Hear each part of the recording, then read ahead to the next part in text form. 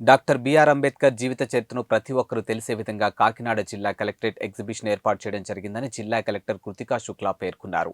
అంబేద్కర్ జీవించలేకపోయినా ఆయన రూపొందించినటువంటి భారత రాజ్యాంగం రూపంలో ఇప్పటికీ ఎప్పటికీ ప్రజల హృదయాల్లో చిరస్థాయిగా నిలిచిపోయి ఉంటుందని పేర్కొన్నారు. విజయవాడలో ఈ నెల 19వ తేదీ నుంచి 125 అడుగుల అంబేద్కర్ విగ్రహాన్ని ఆవిష్కరించిన నేపథ్యంలో ప్రభుత్వ ఆదేశాల మేరకు కాకినాడ జిల్లా కలెక్టరేట్ అంబేద్కర్ జీవిత చరిత్ర తెలిసే విధంగా ఏర్పాటు చేసినటువంటి ఫోటో ఎగ్జిబిషన్ జిల్లా కలెక్టర్ ప్రారంభించారు. ఈ సందర్భంగా ఆమె మాట్లాడుతూ అణగారిన అట్టడుగు ఇతర వర్గాల అభ్యున్నతికి ఆయన చూపించే మార్గమే దిక్చూచి అని పేర్కొన్నారు. అంబేద్కర్ ఆశయబాటలో ప్రభుత్వం పయనిస్తూ విజయవాడలో 125 అడుగుల ఎత్తైన విగ్రహాన్ని ముఖ్యమంత్రి ఏర్పాటు చేయనున్నారని తెలియజేశారు.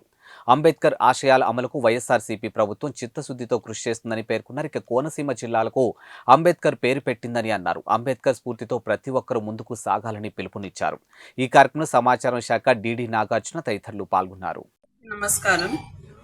విజయవాడలో 19th జనవరి డాక్టర్ బిఆర్ అంబేద్కర్ గారు 125 ఫీట్ స్టాచ్యూని గౌరవనీయులు సీఎం గారు ఇనాగరేట్ చేస్తున్నారు. కాబట్టి దానికి సంబంధించి 9th జనవరి నుంచి 12th జనవరి వరకు అన్ని గ్రామ సచివాలయంలో, జిల్లాలో, మండల హెడ్ క్వార్టర్స్ లో అన్నిట్లో జన్ భాగీదారీ కార్యక్రమం పెట్టడం జరిగింది. ఈ కార్యక్రమం కింద డాక్టర్ బిఆర్ అంబేద్కర్ గారు సంబంధించి ఆయన ఇచ్చిన టీచింగ్స్ ఏమున్నాయి, ఆయన సంబంధించి ఫొటోస్ ఏమున్నాయి, దానికి ఫోటో గ్యాలరీ పెట్టడం, డిబేట్స్ కాంపిటీషన్ పెట్టడం, దాంతోపాటు ప్రతి సచివాలయంలో ఆయన ఫోటోని ల్యాండింగ్ చేసుకోవడం జరుగుతుంది. దాంతోపాటు ఎక్కడెక్కడ ఆయన స్టాచ్యూస్ ఉన్నాయి దాన్ని కూడా క్లీనింగ్ అంతా చేసుకొని ల్యాండింగ్ చేయడం జరుగుతుంది.